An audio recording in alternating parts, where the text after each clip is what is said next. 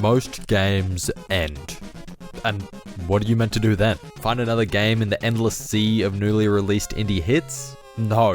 What you need to do is spend months turning your favorite game into a roguelike or roguelite. It really doesn't matter. All that matters is we can play it forever and ever and ever. The original Legend of Zelda was a cult classic released in 1986, but tragically, Miyamoto didn't even think to make it infinite and forever. So that's our job. And the first step after stealing Nintendo's intellectual property and dropping it into our Godot product is gonna have to be a player controller, which, unlike a modern game, we can only make move in 4 directions, which is less than 8. And it was actually way harder to remove those 4 other directions than you'd think, but it's done now and the abyss is ours. But that's boring. So we need to generate dungeons. Now this dungeon generating algorithm needs to be good because we're going to be using it infinite times. So we need to make sure it's simple, but makes unique enough dungeons so each floor doesn't feel the exact same. Now my solution for these dungeons is that we make a starting room, and then all we do is jump left, right, up, down of the current room and place a new room. Repeat this a bunch, but if there's a room in the way of where we want to put our room, we just jump over it, place our room, and keep placing from there, which creates these nice blobby compact shapes and not just winding corridors if we chose to instead change direction if there was ever an overlap. Then we sniff around all the rooms and place the doors between them. Now in the original game there are secret doors that you have to blow up with bombs and also locked doors that you need to have keys for, but hold your horses. We don't even have enemies yet. Little guys to fill up the dungeon are what give a game stakes and drama. I'm talking bats, I'm talking skeletons, I'm talking... Well, that's it, actually. I didn't want to add any more enemies. Working out how to get the skeletons to turn around when they hit a wall was enough for me.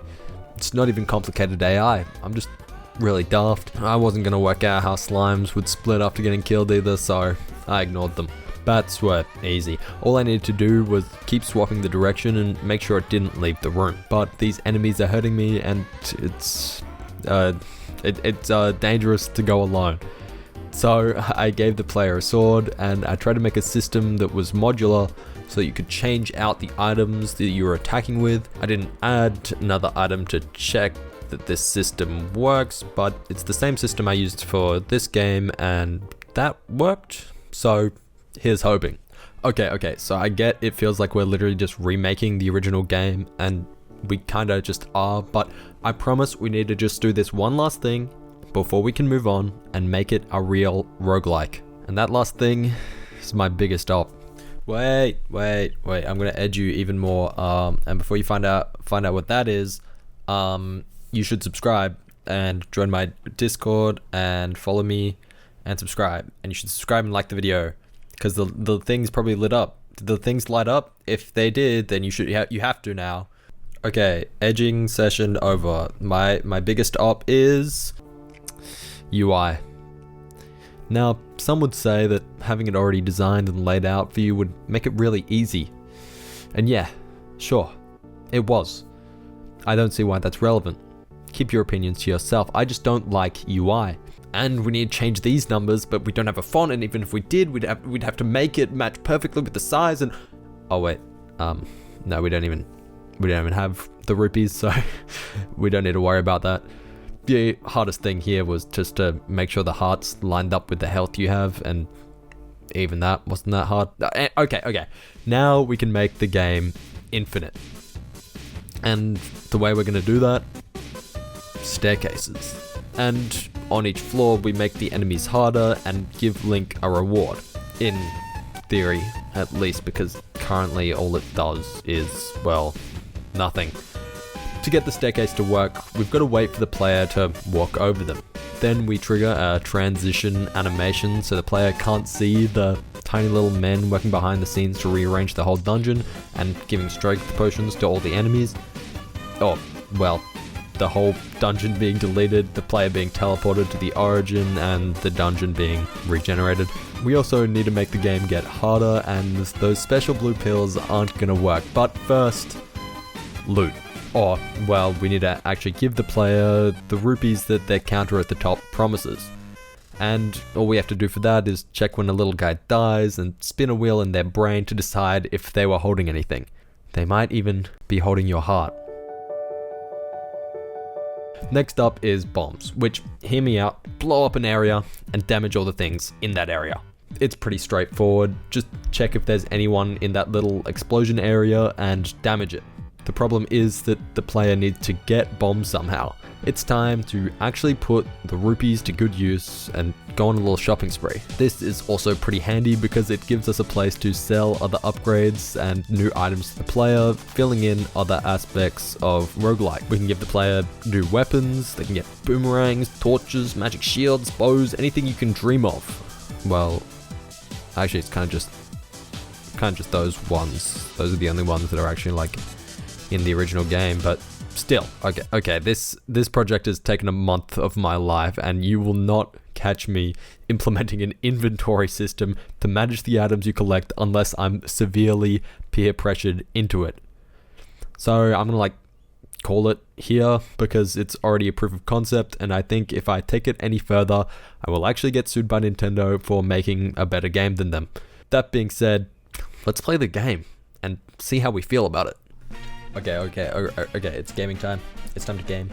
I got a new webcam. I hope you guys like it. In the canon of Tobias Collier videos, this is, oh my god, this is the best it's ever been. We're at our peak. Ignore any video. Oh my god, what just happened there? Okay. This is the first floor, by the way, and we're already down through hearts. And all we have to show for it is 5 rupee. But it's okay, we'll clutch up. Got that. Not sure what that is. I wouldn't worry about it personally. Okay, 5 skeletons. Now let me show you the pro move. Boom.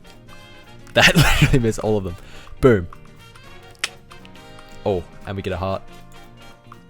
That's just me personally, how I deal with some skeletons if I was in this situation. And then you just pick out the weeds. So in these rooms you kind of just gotta take a breather because you kind of just gotta take every opportunity you can get to take a breather, because 4 bats, 2 bats, call them Zubats. Okay, staircase, but that means there should be a shop just here. Boom, big reveal. Now we need to heal up, so we'll grab a heart. Just gave us 2. That's chill. You know what? We've only got 1 bomb. It's time to stock up. I could have bought an extra health upgrade. Could I have? No. But this floor, we're gonna get it. We're gonna get the 20 hearts by the end of the run. This is the flawless. We're going for flawless. Jesus Christ, that did nothing. That actually did nothing. If I die here, I'm gonna be mad. No. Oh. Uh-oh. Now it's interesting. You see, I've got 0 life, and yet I can still move. Fact of the matter is, it's the clutch factor, plot armor. I'm also now remembering I didn't add in death, so your health can be 0 and nothing happens to you. But it's chill. Hey, a little bit of death never hurt anyway. We wouldn't have done anyway, so it's chill. So I'm just gonna sweep that one under the rug. Boom. Now we're at the 50 we need. Up. We go up. Boom.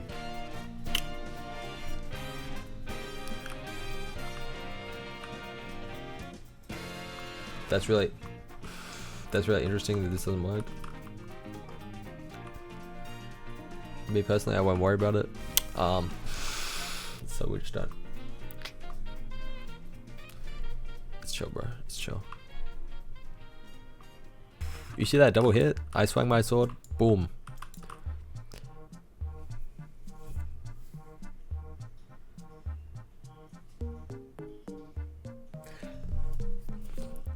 To be honest, not really a fan of this game.